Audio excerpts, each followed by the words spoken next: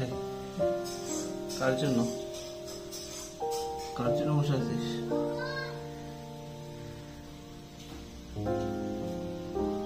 দাদু আসে নাই?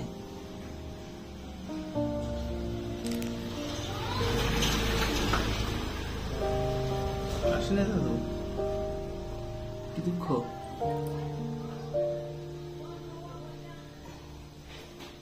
বাবা, কার জন্য তুমি অপেক্ষা করছো? দাদু আসে নাই?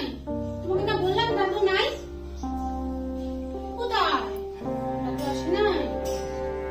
সকাল থেকে ওদিন একটু খাওয়াও হয় নাই? এটার দিকে তাকায় বসে আছো? দাদু বলছি না 2 দিন পরে আসবে, আবারও তুমি বোঝো না কথা। খাইতে হবে তোদের জন্য, হ্যাঁ? একটু পরেই তো মামা আসবে। তোমরা দেখো গাইস, আমার বাবা 2 দিন ধরে আসবে না। বাবা একটু ঘুরতে গিয়েছে, তো বাবার অপেক্ষায় খাওয়া দাওয়া সকাল থেকে ছেড়ে বসে আছে। কেন আসছে না?